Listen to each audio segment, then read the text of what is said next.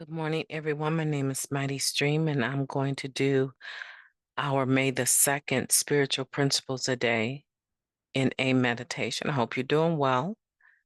Let's go ahead and get into that meditation. Title of the meditation is Empathy in Hard Times. We find people who have been through what we're going through and got through it clean. We need other people to walk us through hard times, and we need to reach out and help others as we heal. That comes from the Living Clean book, Chapter 1, Growing Pains. For many of us, when we were new to NA, getting clean and staying clean was the hardest thing we'd ever been through. Our life seemed impossibly dark, and it took every bit of effort not to go back to our old lives. But we didn't pick up no matter what. We survived that time in large part because of our connection to other recovering addicts. A member shared, "In my first meeting, someone told me, 'I understand you, and you don't have to go through this alone.' For years, people have said so many things to me, trying to help me, but until NA, no one said they had the same experience and that they'd survived it." However, staying clean doesn't mean the difficult times are over. Inevitably, no matter what, situations await all of us. Sometimes these challenges can add to our lives in significant ways.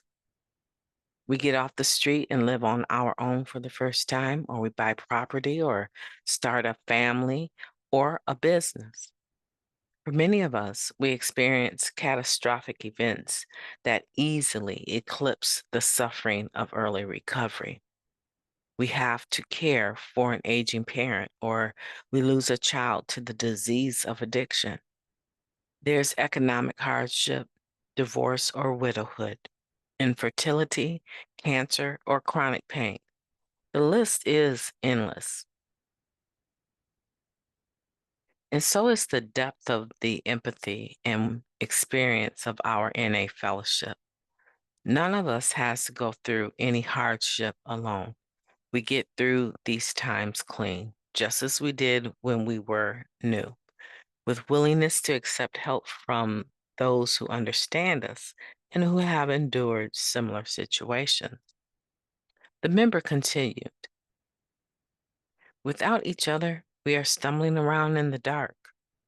I let people in, not only because I needed help, but because allowing others who love us to support us in our time of need also shows compassion and generosity." Speaking about the loss of his spouse to suicide, he added, "Ultimately, my own struggle became more bearable because I helped someone go through the same thing.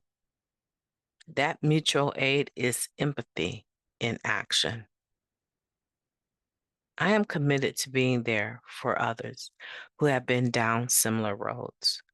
We can walk together and welcome others along the way."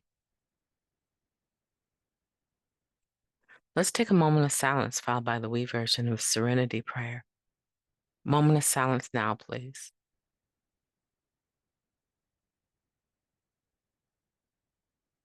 Thank you. God, grant us the serenity to accept the things that we cannot change, the courage to change the things that we can, and the wisdom to know the difference just for today. Please and thank you. Empathy in hard times. It's true, right? We've all been through something. It's impossible to be listening to this podcast and not have experienced something. It's not realistic to think that people have gone through their whole lives without having some kind of challenge, big or small, that they've had to come through. And they did. The proof is, for the most part, we're no longer talking about what it was. We've passed through it. onto the other side and into new adventures, new issues, new problems, new blessings, new lessons, new people, new families, new jobs, new career goals, new schools. The list can go on and on and on because it's a part of living. Time moves forward. The only place where time actually moves backwards, right? Or besides daylight saving times, right? The only time that it actually moves backwards is inside of our heads. That's the only time it goes backwards. When we go back to it. My experience from yesterday was a very interesting one. However, in this very moment, I have no idea what's going to take place for today. I have some plans, but it kind of depends on other people too, what they bring to the table, what they decide to do or not do.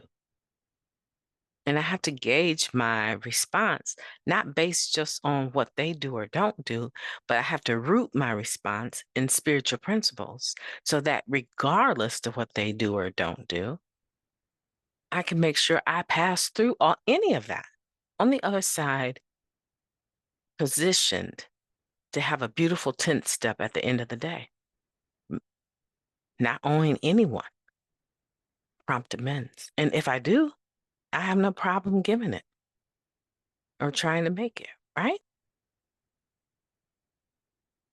The point is that when I pass through hard times or good times, when I pass through it, I have that lived experience now. You know, companies are using this buzzword, right? It used to be back in the day when they were doing training, job training skills, they would tell you, oh, you have to be assertive, right? And assertive was the big buzzword, right? That happens throughout life. There'll be large buzzwords that people are a great use of a certain buzzword that is considered how about this? Politically correct. And all it means basically is it's a way of saying something that is not offensive. You still say what you need to say, but you leave the room for other people not to agree with you. And it's not judgmental. You put it in a way where it's just not judgmental. Who can get offended by it? It's politically correct. Okay, that's a nice eggshell to walk on. But that was a buzzword, right? And so today, the buzzword is lived experience. We all have lived experience. And when companies go to hire people, and Elon Musk supports this, right? He hires, and a lot of companies hire individuals that have lived experience, not just book smarts, even though they like that too. They lean more into the lived experience. That's where this ideal of recovery coaches have come from.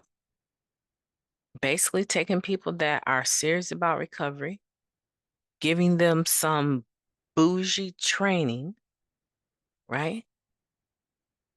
You know, for a short period of time, you get the certificate, you get a license that says you're a recovery coach. And now they're willing to hire you because they're pretty sure you've been trained in a way that is politically correct. But it's based out of your lived experience that puts you in a position to even become a recovery coach. So when I'm in a meeting and I'm hearing people share, we've been saying our experience, strength, and hope long before the words lived experience became popular. But when I listen to people share their experience, strength, and hope, or their lived experience, and it resonates with me because I'm going through something similar, it creates hope in me. that if they can do it, I can do it. That's why it's good to share periodically. It's good to give back what was freely given to you. I've heard people say they get more benefit out of coming to a meeting and just listening. It's like stone soup, right? Everybody is hungry and everybody needs something. And so they bring to the pot of recovery their experience, strength, and hope. They bring their lived experience, right? And they throw it in with everybody else's.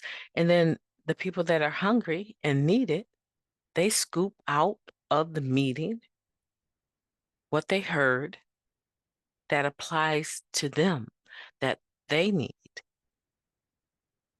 If I had some stone soup and I saw some red potatoes in there with maybe some sliced onion and a carrot or two, that's what I'm going to pick out of the soup because those are some of my favorite things to eat in soup.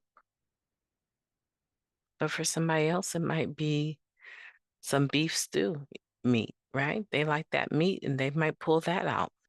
That's not my first go-to. I want those vegetables.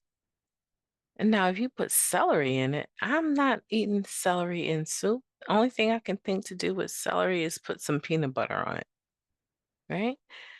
I don't like it warm. So we pick and choose, is the point. What we need to use from the meeting when people are sharing.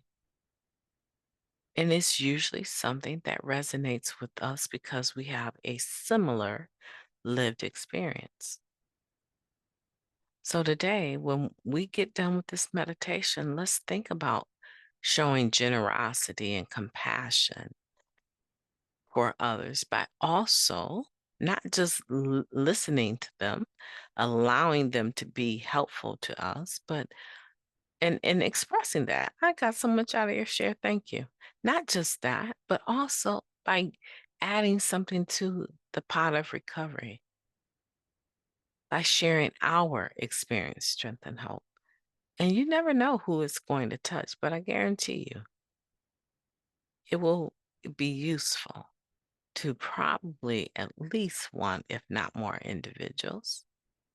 And if they never thank you for it, it's okay because we're not doing it to be thanked. We're doing it to create an atmosphere of recovery that people can truly benefit from.